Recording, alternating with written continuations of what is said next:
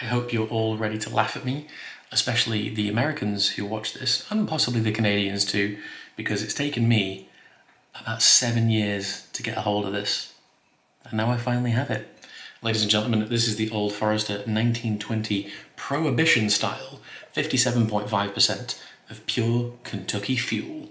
72% corn, 18% rye, 10% malted barley. Much like in the days of Prohibition, this enters the barrel at a much higher proof, I believe. This thing during Prohibition used to go in at 100 proof into the barrel and then yield about 115 proof coming out. So they have given us this style. The bottle's quite interesting. It has these like really nice mosaic patterns around the side of it. Hopefully that can focus and you can see the light isn't fantastic. There we go. The light's not fantastic in here today.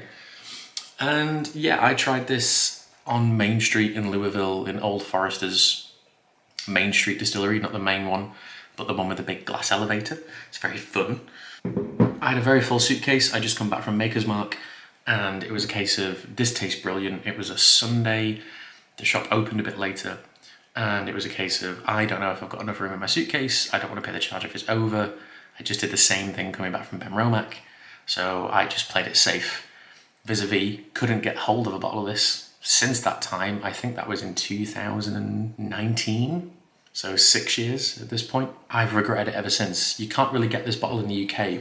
If you do, you pay a lot more for it, closer to the sort of 95, £100 mark. There's one shop in London that stocks it. Whereas in the UK, I think it's about, in the US, I think it's about $63 or something. A very good friend of mine, Annie, brought this back from Kentucky for me, so it was very kind of her. And now I'm working my way through it. The Old Forester profile has always been about caramel and vanilla, but it's always had these blackberry notes. It's always been riper and juicier, a bit fruitier. Even the rye stuff can be like quite tropical at times. And here it is in this glass, just looking just brilliant and dark and brown and very sort of brooding. But let's smell it, let's taste it, and let's see what I've been waiting 6 years for.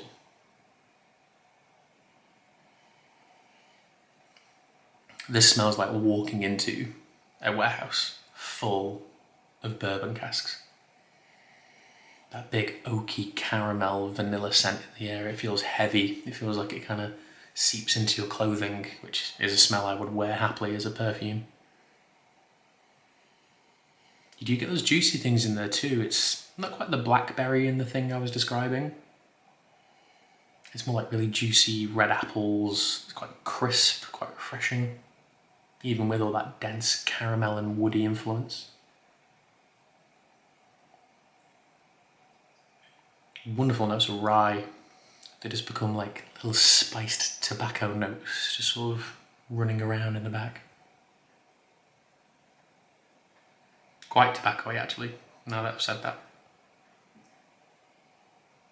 And I've made a few cocktails with this. I made a Manhattan with it and I've made an old-fashioned with it. And I will say the old-fashioned was particularly potent. I only needed one of those. Savoury quality to it as well, which could just be the oak imparting a more unusual flavour. But it's taken me into the realm of like Parmesan and 100% cocoa. I don't know if you've ever tried that, but it's almost quite cheesy, quite waxy. No sugar, no milk. It has that sort of aroma to it. You have those kind of deep, savoury Parmesan notes. It's quite leathery too. You also get this nice overtone of cooking spices. Black pepper, a little bit of caraway, tiniest bit of cinnamon. But let's taste it. I kept you all waiting for too long.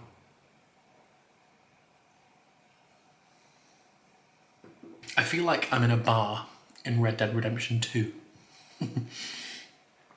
I can smell tobacco and stained wood and something savoury is being cooked in the kitchen.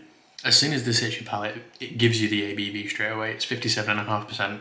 It's big, it's bold, it's in your face. It's not messing around at all. And then it begins to move into these other areas, this leathery, raisiny tobacco, just like old things, old wood. It's just moving and lurching in and out of that profile. While it does that, the rye starts to kick up quite a fuss. It is just running the show. It's pulling all of these little strings in the background. Gives you this nice green, herby, herb garden, sagey, sweet basil profile. Also a beautiful note of mint and like fresh pine. I started talking about a minute ago and I can still taste this. It's ruling and roaming and just pulling apart loads of different things in my palate. Going again.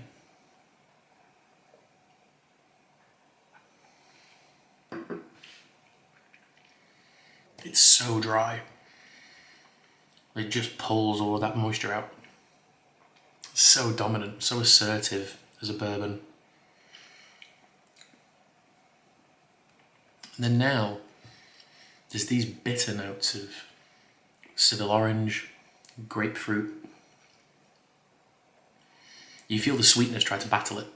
You're trying to taste these vanillins and these caramels, and the dominance of these kind of citrus peels, tobacco again. The rye is doing this weird thing where it's morphing from minty into dark chocolate, and it's kind of doing this across the palate. Thank you so much, Annie, for bringing me a bottle of this back, because I'm in a weird situation. I want to drink this all quite quickly, but I also want to savour it a bit. I have no plans to be in America for a while, but at some point I will get my hands on another one of these. But it is incredible bourbon. It really is. This for me reminds me of things like George T. Stagg. The mash bill's really different and the strength is a lot lower, but it just has that grab your attention potency that I love from George T. Stagg, from William LaRue Weller, from Stagg Jr., or just called Stagg now, and even really potent ryes like Tom Handy and the big ryes like Rittenhouse and stuff like that.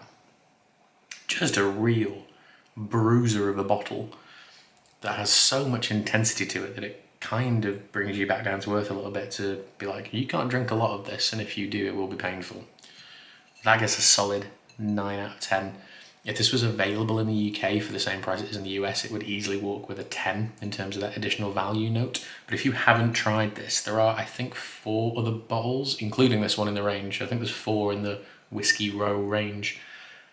An unbelievable experience from a bourbon perspective. That's a solid 9 out of 10 for me. I will see you all next week for something very near and dear to my heart, or quite new to my heart.